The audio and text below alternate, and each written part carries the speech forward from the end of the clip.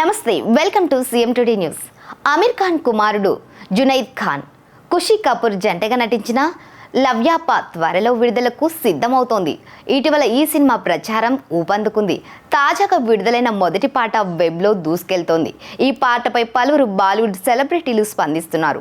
నవతరం నటీనటులు జునైద్, ఖుషీలకు విషెస్ తెలియజేస్తున్నారు. ఈ పాటను తన సోషల్ మీడియాలో షేర్ చేసిన షారుఖ్ స్వీట్ అంటూ వ్యాఖ్యానించాడు. తన ఎక్స్లో షారుఖ్ ఖాన్ ఇలా రాశాడు: పాట చాలా మధురంగా ఉంది. జునైద్ లాంటి సౌమ్యుడు, ఆల్ ది బెస్ట్ ఖుషీ. లవ్యాప జంట చిత్ర బృందానికి నా ప్రేమ అని రాశారు.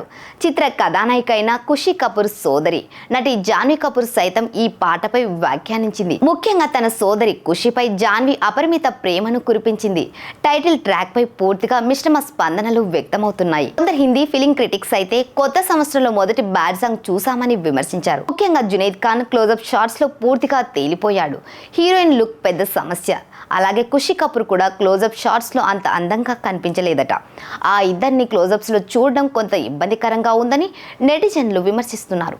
ఈ పాటకు మ్యూజిక్, కొరియోగ్రఫీ, గ్రాఫిక్స్ అన్ని పెద్ద మైనస్.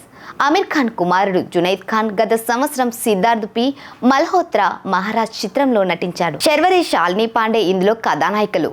కర్సన్ దాస్ ముల్జీ పాత్రలో జునైద్ పాత్ర సానుకూల సమీక్షలను పొందింది. ఖుషీ కపూర్ 2023లో నెట్ఫ్లిక్స్లో ప్రీమియర్ జోయా అఖ్తర్ ది ఆర్టిస్ట్తో పరిశ్రమలోకి అడుగుపెట్టింది. కానీ తన నటనకు యావరేజ్ మార్కులే వేశారు. ఇప్పుడు ఈ ఇద్దరిది ఇది ద్వితీయ ప్రయత్నం.